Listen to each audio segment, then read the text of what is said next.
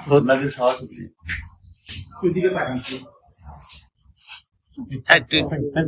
লক্ষ্য উদ্দেশ্য তো সারা জীবনের একই উদ্দেশ্য, দেশের উন্নয়ন, মানুষের কল্যাণ করা। সেই জন্যই ৪৫ বছর আগে এমপি ছিলাম, তখন সবচেয়ে কনিষ্ঠ এমপি ছিলাম জিয়া রহমানের সাথে। তো জিয়া রহমানের অকাল মৃত্যুতে আমাদের সব প্রোগ্রাম ক্যান্সেল হয়ে গেছে। পরে নানান ঘাত প্রতিঘাত, রাজনৈতিক বিভিন্ন পরিস্থিতির কারণে একসময় বিএনপির হাল আমি ধরলাম, বেগম জিয়াকে আমি পলিটিক্সে আনলাম এবং বিএনপির সমস্ত কার্যকলাপ আমার নামেই হইত, কারণ আমি একমাত্র বিএনপির তখন নেতা ছিলাম। সেই জন্য সামরিক শাসকদের কুপানলে পড়ে এক পর্যায়ে আমাকে দেশ ছাড়তে হয়েছে এবং আমাকে যুক্তরাষ্ট্রের রাজনৈতিক আশ্রয় নিতে হয়েছে। 1984। তো 40 বছর ধরে আমি যুক্তরাষ্ট্রে আছি, কিন্তু আমি বাংলাদেশের নাগরিক। আমি একমাত্র লোক বাংলাদেশের নাগরিকত্ব ছাড়িনি। কিন্তু আমি 91 ইলেকশন করার জন্য বেগম জিয়া আবার আমাকে খবর দিলেন, করলেন। শেষে আমার ভাই মেজর আক্তার বিএনপিতে নমিনেশন চাইল। তো আমার পারিবারিক কারণে আমি আর এটার মধ্যে আর ইনভলভ হলাম না। আমার ভাই যেহেতু 2বার এমপি হয়েছে, আমাকে আর এখানে রাজনীতি করার সুযোগ আমি পাই নাই। যদিও আমি কিশোরগঞ্জ থেকে ইলেকশন করছি, আমি ঢাকা 7 থেকে ইলেকশন করছি, আমি ঢাকা মেয়র ইলেকশন করছি, শুধুমাত্র রাজনৈতিক কর্মকাণ্ডকে আমি করার জন্য। তো সেই পর্যায়ে এইবার রাজনৈতিক সিচুয়েশন একটু চেঞ্জ হয়ে গেল। মেজর বিএনপির সাথে সম্পর্ক ছেদ করে জামাতে চলে গেল। কিন্তু আমি জিয়া রহমানের বিএনপি করি, হয়তো বর্তমান বিএনপির নেতৃত্বের সাথে আমার অনেক বছর গ্যাপ হয়ে গেছে। বেগম জিয়া ছিলেন আমার একমাত্র যোগাযোগ।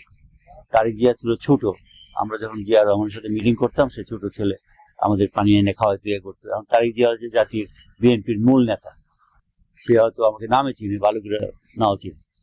সুতরাং আমি ভাবলাম যে দেশের জন্য কাজ করার জন্য আমি আমার ব্যক্তিত্ব, যোগ্যতা এবং নিজের ইয়াটা নিয়ে আমি আমার দেশের জন্য কাজ করি। বা দিস টাইম আমি যুক্তরাষ্ট্র রাজনৈতিকভাবে জড়িত এবং প্রেসিডেন্ট ডোনাল্ড ট্রাম্প আমাকে তার ক্যাবিনেট মেম্বার করছে, যেটা বাংলাদেশের ইতিহাসে, মুসলমানদের ইতিহাসে নাই। তো আমি বলছি যে এই সুযোগটা কাজে লাগায় দেশের জন্য কিছু কাজ করা। আমি কিন্তু দুর্নীতিমুক্ত লোক, আমার কোনো বুলশিটিং নাই। আমাকে কিন্তু মেজর দিয়ে বাছাই করে না, তারিখ দিয়ে বাছাই করে না। আমি 100% দুর্নীতিমুক্ত। আমি কিশোরগঞ্জ প্রথম মুক্ত করছি, আমি প্রথম এই মুক্তিবাহিনী কমান্ডার। এই প্রজন্ম জানে না কিশোরগঞ্জ আমি ঢুকলে আমার জায়গা নাকি, কিশোরগঞ্জ শহরটাকে শত্রু মুক্ত করছি আমি, এবং সেনাবাহিনী ময়মনসিংহ পালাই গেছে আমার কোম্পানি, এবং কিশোরগঞ্জ শহরের সমস্ত অস্ত্র আমি উদ্ধার করছি। এবং পরদিনই আমার সাথে ইন্ডিয়ান আর্মির সাথে গন্ডগোল হয়েছে, কারণ এই অস্ত্রগুলো তারা আমার কাছে নিয়ে গেছে। আবার সেই অস্ত্র আমি নিয়ে বিন্নাডির সুগার মিলে নিয়ে ফেলাইছি। এগুলো ইতিহাস বলতেছি। অনেক কাহিনী, অনেক কিছু। আমি ছাত্র রাজনীতি করছি, আমি মুক্তিযুদ্ধে করছি। কিন্তু আপনাদের ছোট করে বলে, আমি মুক্তিযুদ্ধে শুধু অংশগ্রহণ করে নাই, মুক্তিযুদ্ধে আমি শুরু করছি। বলে কিভাবে? প্রথম মুক্তিযুদ্ধের পতাকা 2রা মার্চ, পল্টনের 3রা মার্চ আমি 2টা লাগাইছি। আমি প্রথম জিন্না কলেজকে তিতুমির কলেজ নাম দিছি। আমি কলেজে জিএস ছিলাম 70-তে। আমি প্রথম অস্ত্র বানাইছি নিজের হাতে, এটা শওকত আলী আমার সেক্টর কমান্ডার, তাকে আমি দিছি। এখন যে বেগম জিয়ার এসএসএফ প্রধান মেজর জেনারেল জামিলুর রহমান, তারপর শেখ হাসিনার যে ডিজিএফআই ছিল জেনারেল নজরুল, তারাও সাক্ষী ছিল। কাজে এই কাহিনী কেউ বলতে পারবে না। সুতরাং জয়ের বিষয়ে কতটা পাবলিক কতটা গ্রহণ করবে এইবারের না, জয়ের তো কোনো সম্ভাবনাই নাই। আপনি বুঝেন তো, এই দেশের রাজনীতি বুঝেন তো, টাকার খেলা, দলের খেলা, বাটপাড়ি খেলা, বিভিন্ন ঘাত।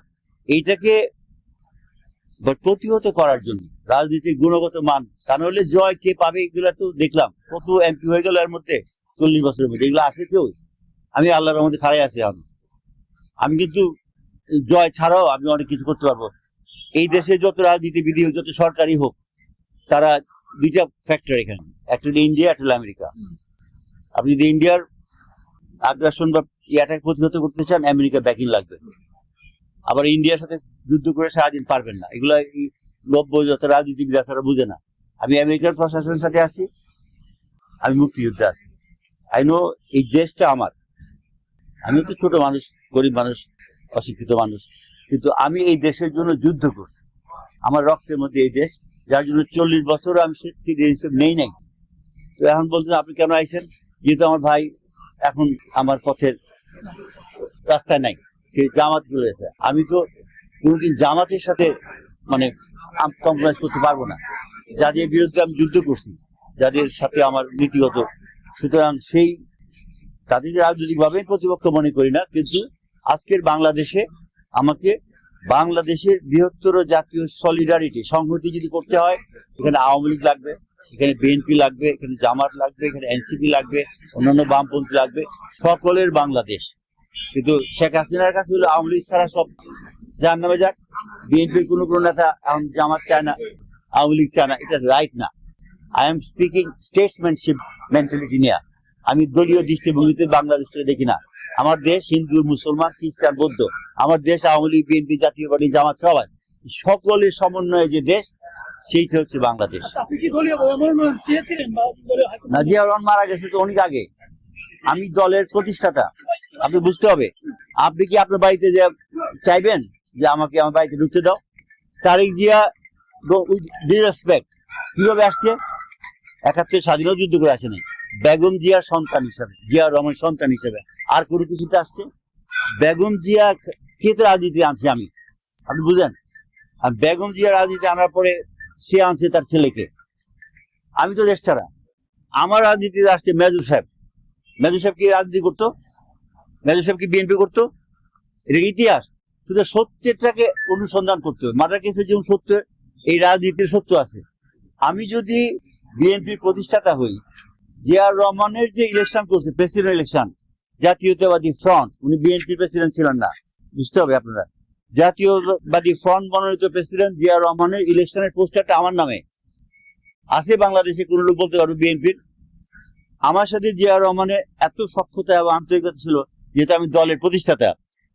আমার সাথে বিরোধ হয়েছে রাজনীতি নিয়ে ব্যারিস্টার মওদুদের সাথে।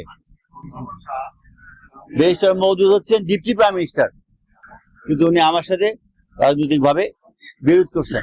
আমি কি তাকে 10 ঘন্টা সরাই দিচ্ছি? এগুলো ইতিহাস লিখে দেন পেপারে। আমি তাকে 10 ঘন্টার মধ্যে উপপ্রধানমন্ত্রী সরাই দিচ্ছি, কারণ আমি জিয়াউর রহমানের এত অন্তরঙ্গ ক্লোজ ছিলাম, যেটা আপনারা ভাবতে পারবেন না। আমি তার সমস্ত জিনিসের রাজনৈতিক সহকারী।